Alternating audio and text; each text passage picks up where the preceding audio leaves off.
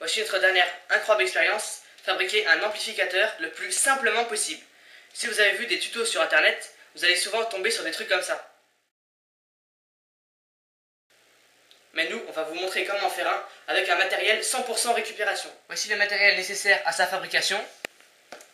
Donc deux batteries qu'on a reliées ensemble.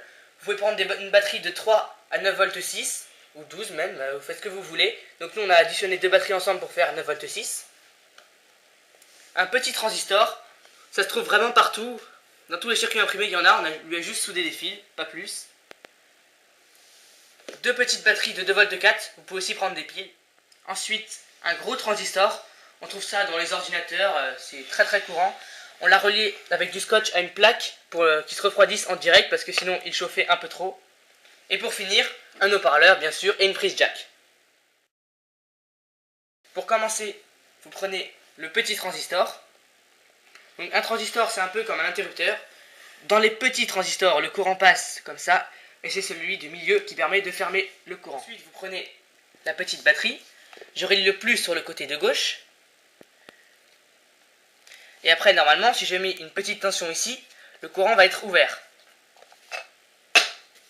Mais à la place d'allumer une LED, il va allumer un transistor plus puissant. Dans un transistor plus puissant, le courant passe comme ceci, et c'est celui-là qui permet de fermer le circuit. Après, je le relie avec le petit transistor, et le moins va être relié au moins de la batterie.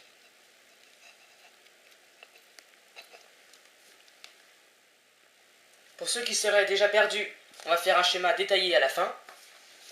Donc je branche la batterie constituée de deux batteries en fait à l'haut-parleur. Et je branche l'haut-parleur sur le circuit qui va être fermé par le gros transistor. Voilà.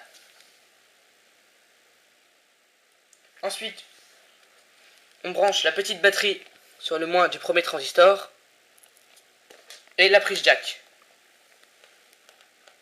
Et à ce niveau-là, on a découvert qu'il fallait pas le brancher directement. Je sais pas pourquoi, mais ici, à cet endroit-là, vous mettez ce que vous voulez. Donc nous, on prend une diode, vous pouvez prendre une LED, une diode, vous pouvez même prendre votre doigt si vous voulez, ou un condensateur, une résistance, ce que vous voulez, du moment qu'il n'y a pas un contact direct entre les deux fils.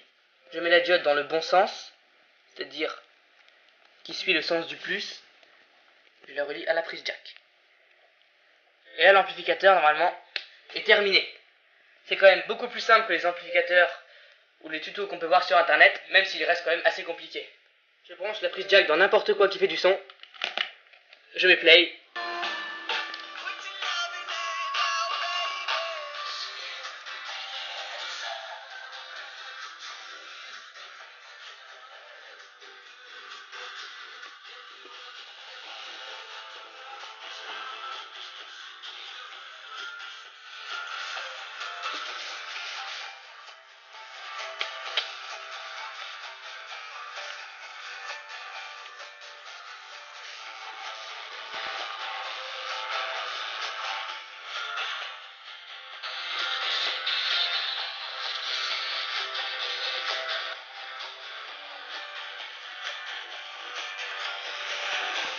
Pour vous donner une idée du taux d'amplification, écoutez le son à l'origine.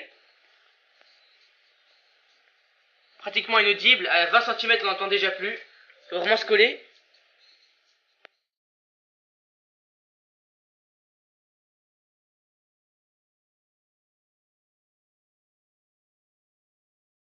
Donc nous voici en période de test et pour la première fois de notre vie on réussit à faire ça.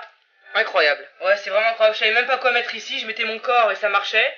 Je croyais que c'était la résistance de mon corps qui faisait ça, 50 kΩ.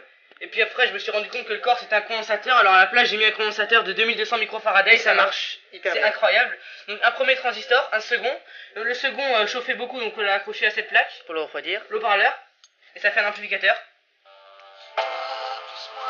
En plus il est plus puissant que n'importe lesquels qu'on a déjà. C'est le plus qu'on ait. Regardez. Il a fait plus fort ça a l'air. Ah, ça ventile. J'en mets une autre musique.